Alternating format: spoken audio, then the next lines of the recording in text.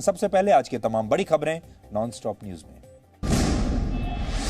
पश्चिम बंगाल में चुनाव के बाद हुई हिंसा पर केंद्रीय गृह मंत्रालय ने राज्य प्रशासन से रिपोर्ट मांगी है। राज्यपाल जगदीप धनखड़ ने डीजीपी को तलब करके तुरंत एक्शन लेने के निर्देश दिए हैं। वहीं बीजेपी नेता और केंद्रीय मंत्री बाबुल सुप्रियो ने ट्विटर पर एक वीडियो पोस्ट करते हुए टीएमसी पर आरोप लगाया कि जीत के जश्न में टीएमसी कार्यकर्ता बमबाजी कर रहे हैं। बीजेपी के बंगाल प्रभारी कैलाश विजयवर्गीय ने भी नंदीग्राम में बीजेपी दफ्तर पर हमले का एक वीडियो ट्वीट करते हुए टीएमसी को घेरा। इससे पहले आज कूच बिहार में बीजेपी के एक कार्यकर्ता की गोली मारकर हत्या कर दी गई। वहीं सोनारपुर में भी बीजेपी कार्यकर्ता की हत्या कर दी गई। তাই হয়েছে নির্বাচন উত্তর যে হিংসা শুরু হয়েছে এটা সীমার বাইরে চলে যাচ্ছে। আমরা প্রশাসনিক অধিকারীদের সঙ্গে দেখা করছি, তারা কথা বলছি, তারা এক প্রকার চুপ করে আছেন। স্থানীয় পুলিশ তাদের সামনে এই ধরনের হিংসা হচ্ছে। पश्चिम बंगाल की मुख्यमंत्री ममता बनर्जी ने शांति की अपील करते हुए उल्टे बीजेपी पर ही टीएमसी कार्यकर्ताओं पर अत्याचार का आरोप लगाया। আজকেও আমার বর্ধমানে একজন কর্মী হত্যা হয়েছে। এই ঘটনা এত ভালো রেজাল্ট হওয়ার পরেও এখনো পর্যন্ত তাদের অত্যাচারের ভূমিকাটা যায়নি এবং খুবই অত্যাচার করছে কুচবিহারে। এখনো পর্যন্ত খুবই অত্যাচার করছে। टीएमसी को भारी बहुमत मिलने के बाद ममता बनर्जी ने आज राजनिवास जाकर राज्यपाल जगदीप धनखड़ से मुलाकात की और सरकार बनाने का दावा पेश किया। ममता बनर्जी 5 मई को मुख्यमंत्री पद की शपथ लेंगी।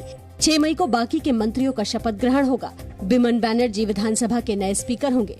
वहीं ममता बनर्जी ने दिन में नंदीग्राम पर सनसनीखेज दावा किया।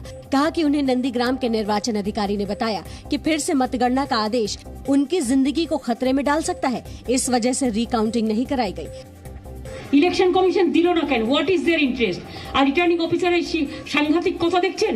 কোর্টে তো আমরা যাবই, নিশ্চয়ই যাব। ममता बनर्जी ने दावा किया कि प्रधानमंत्री ने बधाई के लिए उन्हें फोन नहीं किया। हालांकि 2 मई की शाम को ही प्रधानमंत्री ने उन्हें ट्वीट करके जीत की बधाई दी थी।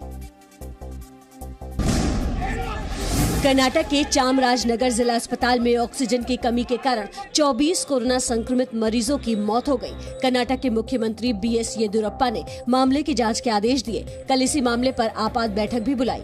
साथ में पीड़ित परिवारों को भरोसा दिलाया कि दोषी बख्शे नहीं जाएंगे, कड़ी कार्रवाई होगी।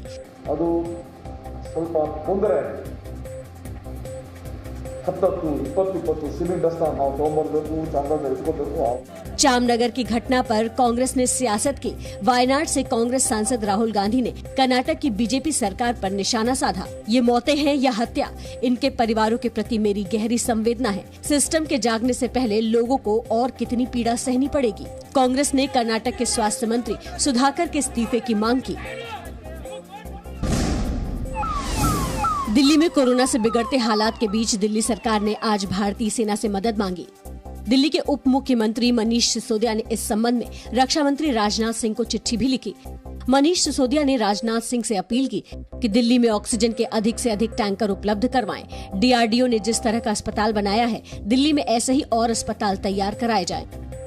हमने सबसे मदद मांगी है। हम तो क्योंकि हमें अभी ऑक्सीजन को लेकर काफी समस्या हो रही है, तो हमने ऑक्सीजन सप्लाई करने के लिए सेना के पास अगर ट्रक हैं, हमने उनसे भी कहा। दिल्ली सरकार ने केंद्र से सेना की मदद मांगने पर दिल्ली हाईकोर्ट को सूचना भी दी है। दिल्ली हाईकोर्ट ने केंद्र से इस मामले में जवाब देने को कहा है।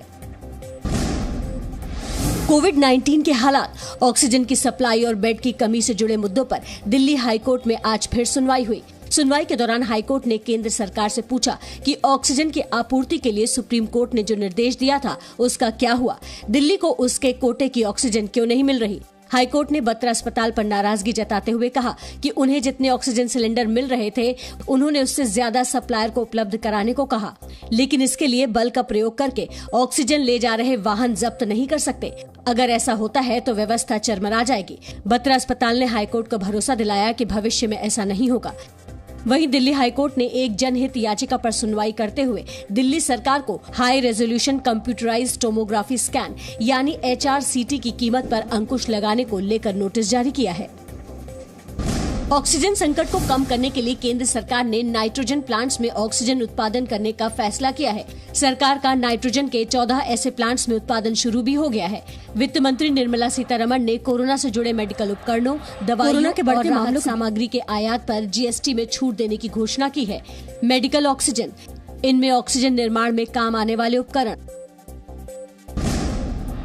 कोरोना के बढ़ते मामलों के बीच आज भी दुनिया के कई देशों से मदद भारत पहुंच रही है। वायुसेना का विमान जर्मनी से ऑक्सीजन सिलेंडर लेकर गाजियाबाद के हिंडन एयरबेस पर उतरा। जर्मनी ने 450 ऑक्सीजन सिलेंडर चेन्नई भी भेजे हैं। इटली से भी एक विमान मेडिकल उपकरण लेकर भारत पहुंचा। इटली से आए इस विशेष विमान में ऑक्सीजन प्लांट और 20 वेंटिलेटर्स हैं। वेनेजुएला ने भी आज 100 मरीजों को ऑक्सीजन सप्लाई करने वाला एक ऑक्सीजन प्लांट भारत भेजा। आयरलैंड से कल विमान मेडिकल सहायता के साथ भारत पहुंचेगा। देश भर में वैक्सीनेशन जारी है। दिल्ली में आज से तीसरे चरण का वैक्सीनेशन शुरू हो गया है। आज से दिल्ली में सरकारी सेंटरों पर वैक्सीनेशन की शुरुआत हुई।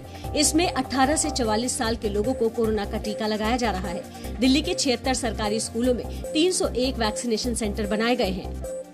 यंगस्टर्स को पहले थोड़ा पीछे रखा गया, हमारे लिए डेट बहुत लेट खुली, बट थैंक गॉड अब खुल गई है। नोएडा में एक प्राइवेट अस्पताल में 18 साल से ज्यादा उम्र के लोगों को वैक्सीन लगाने की शुरुआत कर दी गई है। मुंबई समेत पूरे महाराष्ट्र में वैक्सीन की काफी कमी है, इसलिए यहां 45 साल से अधिक उम्र वालों को ही वैक्सीन लगाई जा रही है। महाराष्ट्र सरकार में मंत्री और एनसीपी नेता नवाब मलिक ने देश में कोरोना के ताजा हालात को लेकर हेल्थ आपातकाल घोषित करने की मांग की है। मध्य प्रदेश के भोपाल में पहले ड्राइव इन वैक्सीनेशन सेंटर की शुरुआत हुई, जहां बड़ी संख्या में लोग वैक्सीन लगवाने के लिए पहुंचे।